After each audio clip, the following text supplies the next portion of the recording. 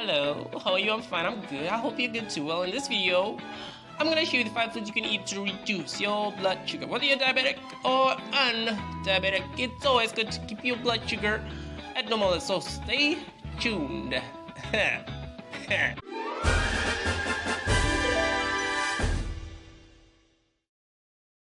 Right, number 1 is this herb, garlic. Well, this herb is best if you take it as it is. It's okay if you cook it or boil it, but when it comes to blood sugar control, it's best if you just take it as it is. Just take it, chew it, and swallow it, uncooked. However, if you're familiar with this herb, you know that this baby is very, okay, I wouldn't say very, but it's a little bit bitter. So brace yourself when you chew it. It's okay if you have to screw your face. it's normal. What garlic does is that it lowers your fasting blood glucose level. You could ask, what is fasting blood glucose? Well, fasting blood glucose is the amount of sugar in your blood when you haven't eaten anything. Especially in the morning when you haven't eaten anything, when you're on an empty stomach. And garlic, especially garlic, when eaten raw, it lowers that fasting blood sugar, I mean. So as an eating tip, I'll just say, when you eat this garlic, try to eat it with a glass of water beside it, because it's bitter. It's not so delicious. I've eaten garlic before and I did not like it. But it's best if you want to keep your blood sugar lower, So brace yourself. It's bitter. So let's get to the next one. Let's move on. Number 2. It's apple cider vinegar. Well, the dominant component in apple cider vinegar is acetic acid or ethanoic acid. You could add the vinegar to your salad or your water or your juice. Just make it fit into the meal. Just make it fit into the meal, whatever you were eating. But to control blood sugar effectively, it's best if you take the vinegar before the meal, before the main course. That way, your blood sugar level will not spike when you eat the rest of the meal. So, how does this vinegar work? Well, like I said, the active component in apple cider vinegar is acetic acid. When acetic acid gets in your stomach, it reduces certain amounts of enzymes. Those enzymes that digest the carbs, whatever you've eaten that is starchy, into glucose. It reduces those kind of enzymes. And that way, it lowers the rate at which glucose or blood sugar is absorbed into your bloodstream. That's keeping your blood sugar level at normal, healthy levels. Apple cider vinegar also increases the sensitivity of a very important hormone called insulin.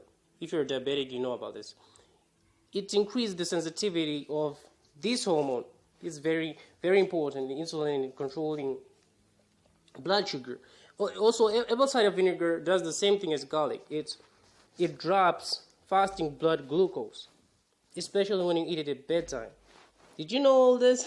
I bet many of you didn't know all this. So do me a favor, like this video and subscribe. Let's move on. Number 3, it's vegetables. Yeah, all the green leafies, all the non-starchy vegetables. The green vegetables like collards, spinach, rape, and all the leafy greens, And the non-starchy vegetables like carrots and lima beans, all the vegetables. Well, vegetables have a lot of fiber. There is soluble fiber and there is insoluble fiber. Soluble fiber helps to slow the rate of glucose absorption in the blood. Insoluble fiber helps to prevent type 2 diabetes. I did another video on this, just on soluble and insoluble fibers, vegetable.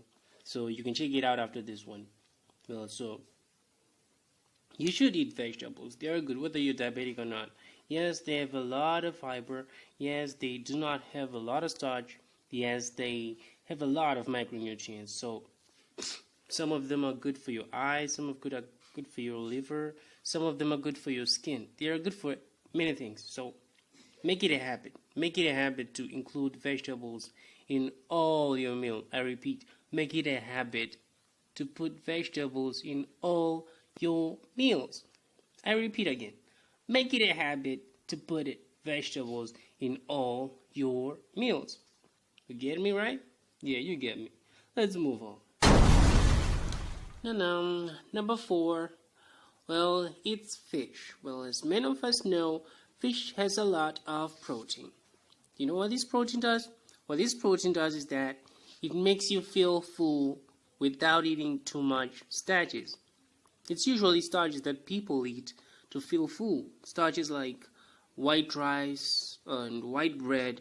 Well, these starches spike your blood sugar level like a rocket. But when you replace these starches with protein, particularly fish in this case, your blood sugar level remains lower. So that's how protein keeps your blood sugar level lower. Fish also come along with healthy fatty acids like omega-3 fatty acids, which is good for your body, particularly your brain.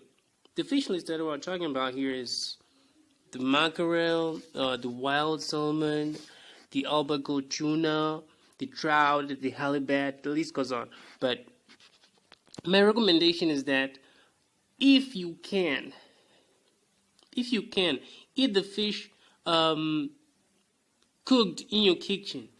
Make the fish yourself. If you want to go for tinned fish, it's okay, but the tinned fish, the way they package tinned fish compromises the quality of the protein you eat. So if you can, get fresh fish from the butchery and cook it yourself in your kitchen, then you eat it. It's way better than tinned fish. Well, yeah, tinned fish is fancy, but I'm telling you, the health quality of the protein is compromised when it's tinned. So get the fish yourself at the butchery, cook it in your kitchen, and have fun with it.